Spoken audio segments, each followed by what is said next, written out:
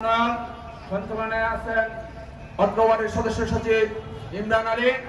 আজকের এই কর্মী সভায় প্রধান বক্তা হিসেবে উপস্থিত আছেন জাতীয়তাবাদী ছাত্র দল ঢাকা মহানগর পূর্বের প্রতিষ্ঠাকালীন সাংগঠনিক সম্পাদক, রাজপথ থেকে বেড়ে ওঠা নেতৃত্ব, আন্দোলন সংগ্রামের পরীক্ষিত সৈনিক, যার বিচক্ষণতা, দক্ষতা, মেধার দিয়ে জাতীয়তাবাদী যুব দল ঢাকা মহানগর দক্ষিণকে একটি অপ্রতিরোধ শক্তিশালী সংগঠন হিসেবে তৈরি করেছেন, যিনি রাজপথে লড়াই করে খুনি হাসিনার পতনকে নিশ্চিত করে বিজয় ছিনিয়ে নিয়ে এসেছেন। প্রিয় সহযোদ্ধা ঢাকা মহানগর দক্ষিণ যুব দলের বিপ্লবী সদস্য সচিব রবিউল ইসলাম নয়ন, উপস্থিত আছেন জাতীয়তাবাদী যুব দল ঢাকা মহানগর দক্ষিণের অন্যতম যুগ্ম আহ্বায়ক, রাজপথ থেকে বেড়ে ওঠা নেতৃত্ব, সাবেক সফল ছাত্রনেতা, ঢাকা মহানগর দক্ষিণ ছাত্র দলের সাবেক সফল সাধারণ সম্পাদক জনাব এম এ গাপ্পার, উপস্থিত আছেন জাতীয়তাবাদী যুব দল ঢাকা মহানগর দক্ষিণের ভারপ্রাপ্ত দপ্তর সম্পাদক, যিনি সার্বক্ষণিক ঢাকা মহানগর দক্ষিণের 24টি থানা এবং 81টি ওয়ার্ডের সাংগঠনিক কাজে প্রতিনিয়ত সবার সাথে সার্বক্ষণিক যোগাযোগ করে সংগঠনকে শক্তিশালী গতিশীল করে যাচ্ছেন স্নেহভাজন ছোট ভাই মোহাম্মদ শাহজাহান চৌধুরী। উপস্থিত আছেন জাতীয়তাবাদী যুব দল ঢাকা মহানগর দক্ষিণের বর্তমান এবং সাবেক নেতৃবৃন্দ, উপস্থিত আছেন সুন্দরপুর থানা যুব দলের বিভিন্ন পর্যায়ের নেতৃবৃন্দ এবং বিএনপি নেতৃবৃন্দ, মহিলা দলের নেতৃবৃন্দ। আপনাদের সবাইকে জানাই জাতীয়তাবাদী যুব দল ঢাকা মহানগর দক্ষিণের পক্ষ থেকে শুভেচ্ছা অভিনন্দন। সাথে সাথে শুভেচ্ছা অভিনন্দন জানাই অত্র এলাকার ব্যবসায়ী ভাইদেরকে, অত্র এলাকার বাসিন্দাদেরকে এবং রাস্তায় চলমান পথযাত্রীদেরকে জানাই জাতীয়তাবাদী যুব দল ঢাকা মহানগর দক্ষিণের পক্ষ থেকে শুভেচ্ছা অভিনন্দন। প্রিয় নেতৃবৃন্দ, ইতিমধ্যে যুবদল ঢাকা মহানগর দক্ষিণের বিচক্ষণ মেধাবী নেতৃবৃন্দ আপনাদের সামনে বক্তব্য রেখেছেন। বক্তব্যের আলোকে ওনারা বলেছেন কি করতে হবে, কি করণীয়, কি করা যাবে, কি করা যাবে না। অবশ্যই শুনেছেন, সেই বক্তব্যগুলোকে আপনাদেরকে অনুসরণ করতে হবে, কারণ ইতিমধ্যে একটি গোষ্ঠী, একটি চক্র, একটি পরাজিত শক্তি বিএনপির বিরুদ্ধে বিভিন্ন রকমের মিথ্যা অপবাদ দিয়ে, যুব দলের বিরুদ্ধে, ছাত্র দলের বিরুদ্ধে, স্বেচ্ছাসেবক দলের বিরুদ্ধে বিভিন্ন রকমের মিথ্যা অপবাদ দিয়ে পত্রিকা গণমাধ্যমের মাধ্যমে হলুদ সাংবাদিকদের সহযোগিতা নিয়ে বিএনপিকে বিতর্কিত করার জন্য জনগণের সামনে উপস্থাপন করার চেষ্টা করছে। আমরা বলতে চাই, বাংলাদেশ জাতীয়তাবাদী দল এবং জিয়া পরিবারের বিরুদ্ধে দেশের প্রতিষ্ঠা লগ্ন থেকে দেশ স্বাধীন হওয়ার পর থেকে এই ষড়যন্ত্র শুরু হয়েছিল। ষড়যন্ত্র চলমান আছে, ষড়যন্ত্র থাকে, কোন ষড়যন্ত্র ইনশাআল্লাহ কাজ হবে না, কারণ যে দলের সাথে জনগণের সম্পৃক্ততা আছে। বারবার ষড়যন্ত্র করা হয়েছে, বারবার কু করা হয়েছে, কিন্তু জিয়া পরিবার এবং বাংলাদেশ জাতীয়তাবাদী দলকে কখনো নিচ্ছিন্ন করা যায় নাই। যেমনি ভাবে চেষ্টা করেছিল 11 ষড়যন্ত্রের মাধ্যমে, সকল ষড়যন্ত্রের জাল ছিন্ন করে বিএনপি তার স্বগৌরবে, স্বমহিমায় এখনো এদেশে রাজনীতিতে চলমান এবং রাজনীতিতে প্রতীয়মান আছে। তাই আপনাদের সাথে বলতে চাই, কারণ কোন ষড়যন্ত্রের কাজে আসবে না। এই দলটি সৃষ্টি করেছিলেন বাংলাদেশের মহান স্বাধীনতার ঘোষক, যিনি রণাঙ্গনে যুদ্ধ করে এই দেশটিকে স্বাধীন করেছিলেন।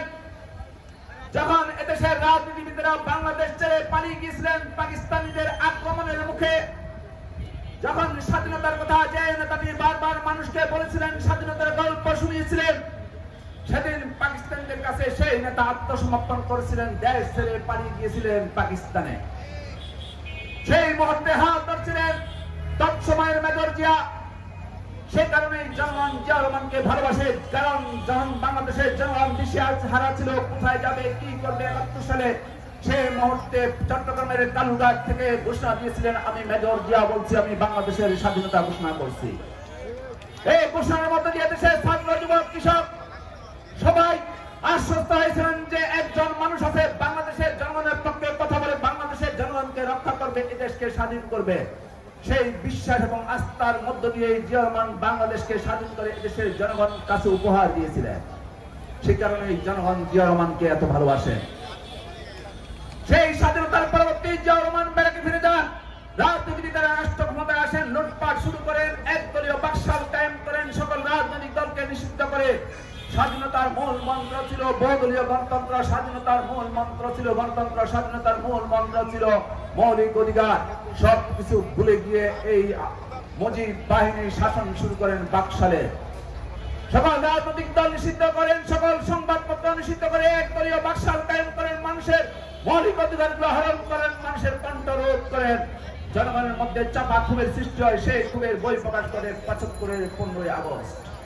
সেই ১৫ই আগস্টের বিপ্লবের নেতৃত্ব দিয়েছিলেন এদেশের কিছু জাতির শ্রেষ্ঠ সন্তান ফারুক রশিদ জালিমেরা।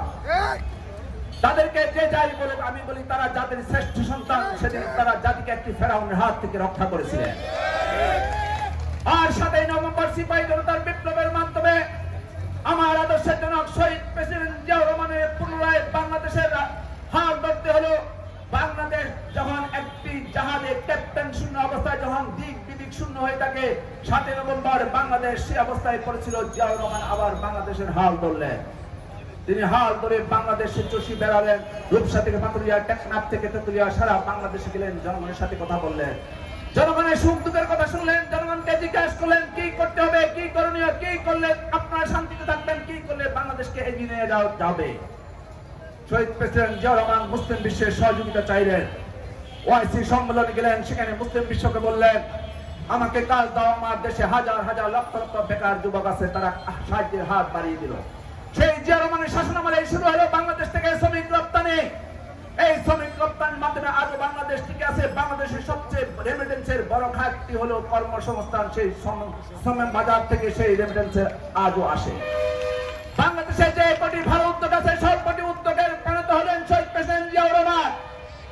জিয়াউর রহমান দেখলেন নারীদেরকে আত্মমর্যাদাশীলের সাথে আসতে হবে, সেজন্য তিনি গার্মেন্ট সেক্টর চালু করলেন। সেখানে নারীদেরকে মর্যাদার সহিত চাকরির ব্যবস্থা করলেন। জিয়াউর রহমান মহিলা বিষয়ক মন্ত্রণালয় সৃষ্টি করলেন। শহীদ প্রেসিডেন্ট জিয়াউর রহমানের সময় প্রথম নারীরা পুলিশ বাহিনীতে চাকরি পাওয়া শুরু করলো, সেনাবাহিনীতে চাকরি পাওয়া শুরু করলো। তেমনি ভাবে পুরুষের সাথে সাথে নারীদেরকে দেশ গঠনে জিয়াউর রহমান আত্মনিয়োগ করলেন। এটাই ছিলেন জিয়াউর রহমান। জিয়াউর রহমান সহযোদ্ধা সদস্য সচিব যুবদল ঢাকা দক্ষিণের বলেছিলেন কেন জিয়াউর রহমান ৩ বছরে এত জনপ্রিয় হয়ে উঠলেন। যারা ৫০ বছর, ৬০ বছর, ৭০ বছরের রাজনীতিবিদ ছিলেন, তারা সবাই জিয়াউর রহমানের ৩ বছরের রাজনীতির কাছে পরাজিত হলেন। কেন হলেন? এই বিষয়টা আজকে আমাকে আপনাকে সবাইকে জানতে হবে, চেষ্টা করতে হবে। জিয়াউর রহমানের উপর লেখা বইগুলো পড়তে হবে, কি কারণে এই ব্যক্তিটি এত জনপ্রিয় হয়ে উঠলেন।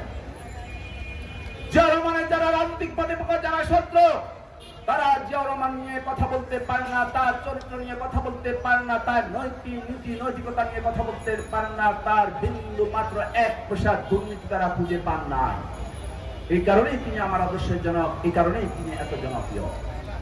তাই আপনাকে আমাকে, আমরা যারা স্লোগান দিয়ে থাকি আমরা শহীদ জিয়ার আদর্শের সৈনিক, তাহলে অবশ্যই আপনাকে আমাকে শহীদ জিয়ার অনুপম চরিত্রকে অনুসরণ করতে হবে। যে চরিত্রের গুণাবলীতে শহীদ জিয়াউর রহমান এত জনপ্রিয়, শহীদ জিয়াউর রহমানের সেই ভালো কাজগুলোকে অনুসরণ করতে হবে। সেই শহীদ জিয়াউর রহমানের সেই মহতী উদ্যোগগুলোকে মাথায় রেখে জনগণের পাশে থাকতে হবে। যেমনি ভাবে শহীদ প্রেসিডেন্ট জিয়াউর রহমান ঢাকায় বসিনা থেকে সারা বাংলাদেশে ঘুরেছিলেন, তিনি চট্টগ্রাম, তিনি রাঙ্গামাটি, পাটপুত্র এলাকায় যখন বিপ্লব সৃষ্টি হলো, বিদ্রোহ সৃষ্টি হলো, জিয়াউর রহমান অত্যন্ত ঠান্ডা মাথায় সেটা সমাধান দিয়েছিলেন। জিয়াউর রহমান আগে সেই বিদ্রোহটি শুরু হয়েছিল শেখ মুজিবের সময়। তারা শেখ মুজিবকে প্রশ্ন করেছিল, পাহাড়িরা আমাদের পরিচয় কি? জিয়াউর রহমান বলেছিল, শেখ মুজিব বলেছিল তোরা বাঙালি। তারা মানতে রাজি হয় নাই। তারা বলছে আমরা বাঙালি না, আমাদের একটা জাতিসত্তা আছে, আমাদের পরিচয় দিতে হবে। জিয়াউর রহমানের সময় আবার এসে তারা প্রশ্ন করলো আমাদের পরিচয় কি? জিয়াউর রহমান বললে তোমরা আমরা সবাই বাংলাদেশি। তাতে তারা সবাই খুশি হলো, সবাই এক হলো, দলে দলে বিএনপিতে যোগদান করলো। সেজন্য জিয়াউর রহমান কালজয়ী দর্শন বাংলাদেশি জাতীয়তাবাদের সৃষ্টি করেছিলেন। তিনি বলেছিলেন পাহাড়ি উপজাতি সংখ্যালঘু সবাই মিলে আমরা বাংলাদেশি, এখানে কোনো বাঙালি নামে কোনো শব্দ নাই। আর সবাই সেটাকে গ্রহণ করে বাংলাদেশি জাতীয়তাবাদে বিশ্বাসী হয়ে জিয়াউর রহমানের রাজনীতিতে হাজার হাজার মানুষ, লক্ষ লক্ষ মানুষ ছুটে এসে যোগদান করলেন।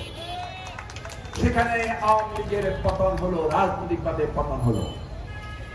তাই বলতে চাই আজকে বাংলাদেশে এই মহান নেতা শহীদ প্রেসিডেন্ট জিয়াউর রহমানের নামের সাথে ছিল বীর উত্তম। সেই খেতাবটি এই খুনি হাসিনা কেড়ে নিয়েছিলেন।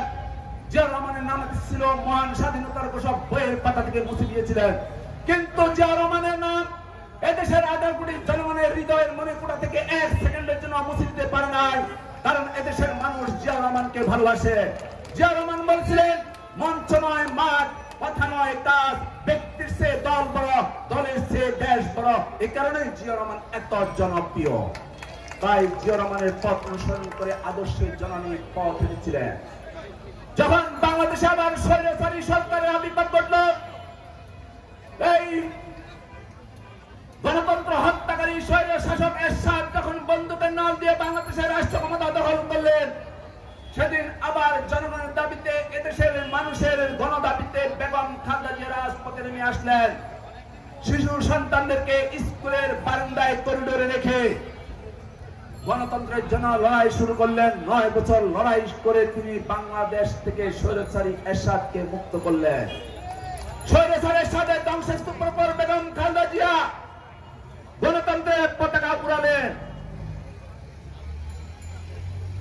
পাশ দিয়ে চলে যাচ্ছে আমার সদ্য বড় ভাই জাভেদ কামাল রুবেল ভাই, আপনাকে সম্মান, আপনাকে সালাম। প্রিয় নেতৃবৃন্দ, বেগম খালেদা জিয়া 9 বছর লড়াই করে, ভাই আসসালামু আলাইকুম, দোয়া করবেন ভাই।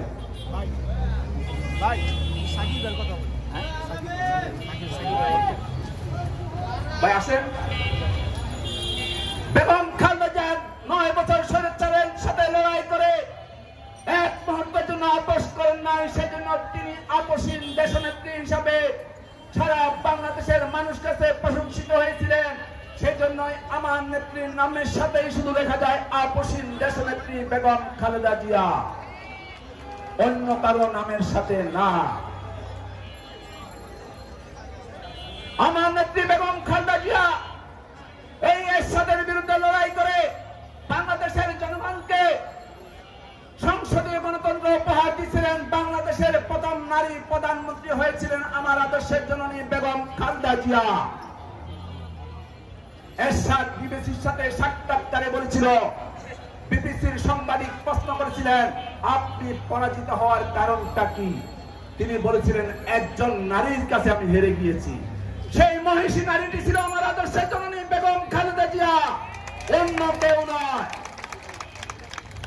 আজ তার ধারাবাহিকতায় বহুদলীয় গণতন্ত্রের প্রবক্তা শহীদ প্রেসিডেন্ট জিয়াউর রহমানের রক্ত যার শরীরে প্রবহমান, আদর্শের জননী Begum Khaleda Zia mother of democracy, রক্ত যার শরীরে প্রবহমান, তিনি আমার অভিভাবক বিএনপির ভারপ্রাপ্ত চেয়ারম্যান তারেক রহমান।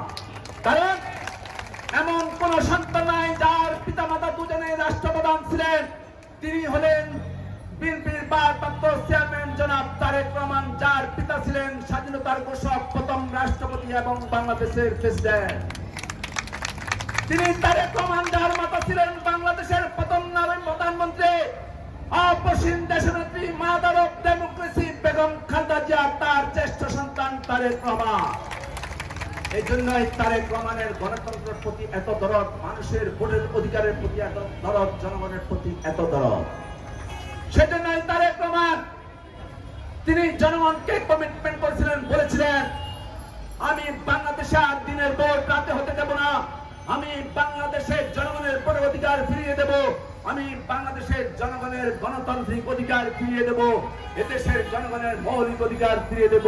আর জনগণ তারেক রহমানের প্রতি আস্থা বিশ্বাস থেকে জুলাই আগস্টের এই অভ্যুত্থানে তারেক রহমানের নেতৃত্বে খুনি হাসিনার পতন নিশ্চিত করেছিলেন। আর তারেক রহমান ছিলেন জুলাই আগস্ট বিপ্লবের মহানায়ক। তাই আজকে তারেক রহমানের ইচ্ছা এবং তারেক রহমানের প্রচেষ্টাগুলোকে সফল করতে হলে এখানে যারা শপথ করে বলছিলেন সবাই আগে আমাদের ঐক্য দরকার, অবশ্যই আমাদের ঐক্য দরকার, ঐক্য দরকার, ঐক্যের কোনো বিকল্প নাই।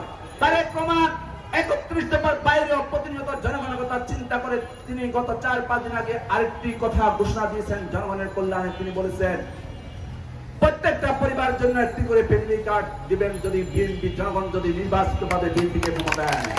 সেই ফ্যামিলি কার্ডটি কি?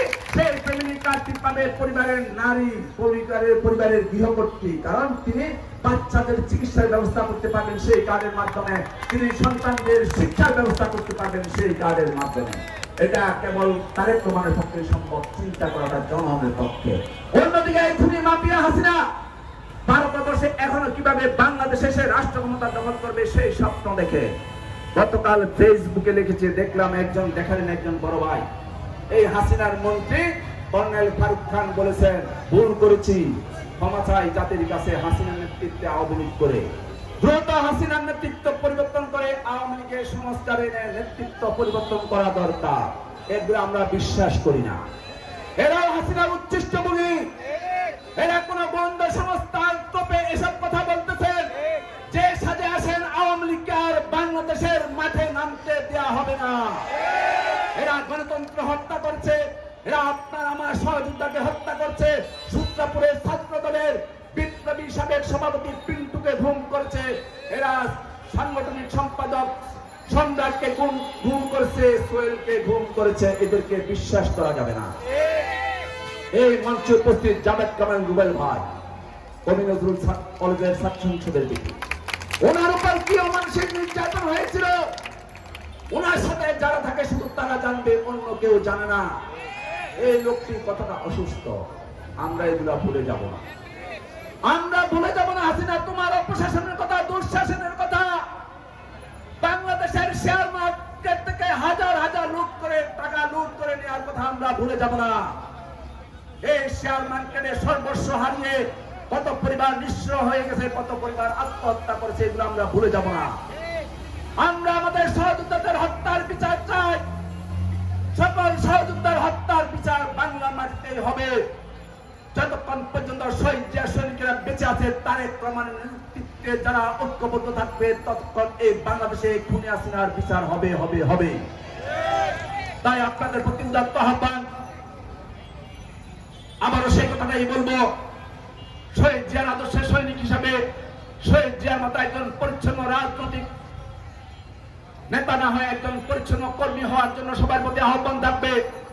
আপনাকে আমাকে পরিচ্ছন্ন হতে হবে, সকল লোভ লালসার ঊর্ধ্বে থেকে জনগণের বিপদে আপদে জনগণের পাশে থাকতে হবে, জনগণকে সহযোগিতা করতে হবে। কারণ বিএনপি জনগণের দল, জনগণকে নিয়ে আমরা আছি, এদেশের জনগণকে নিয়ে আমরা বেঁচে থাকতে চাই। সেজন্য আমার আদর্শ জননী বেগম খালেদা জিয়া বলছিলেন, নানান মানুষ নানান পথ, দেশ বাঁচাতে ঐক্যমত, যতই মত পথ, যতই গোষ্ঠী সংখ্যা, লঘু সংখ্যা, বরিষ্ঠ সম্প্রদায় যাই থাকুক না কেন, সবাই বাংলাদেশের নাগরিক। এখানে আমরা এক অভিন্ন। আমরা এই দেশটাকে ভালোবাসি, যেমনি ভাবে ভালোবাসিছিলেন সর্বকালের সর্বশ্রেষ্ঠ দেশপ্রেমিক রাষ্ট্রনায়ক শহীদ প্রেসিডেন্ট জিয়াউর রহমান। তার আদর্শের কর্মী হিসাবে দেশটাকে সবাইকে ভালোবাসতে হবে। আপনি দেশকে ভালোবাসবেন, কোন অন্যায় তাদের সাথে নিজেকে সম্পৃক্ত করবেন না, আমি প্রত্যাশা করি, বিশ্বাস করি। তাই শহীদ প্রেসিডেন্ট জিয়াউর রহমানের মতো সেই শহীদ প্রেসিডেন্ট জিয়াউর রহমানের আদর্শকে বুকে ধারণ করে আগামী দিনে আমরা পথ চলবো, জনগণের পাশে থাকবো, এই আশা প্রত্যাশায় সাথে সাথে বলতে চাই, একটি কথা ভুল হয়ে গেছে, আবার বলতে চাই, জাতীয়তাবাদী যুবদল ঢাকা মহানগর দক্ষিণের বিপ্লবী সাধারণ সম্পাদক এবং ঢাকা মহানগর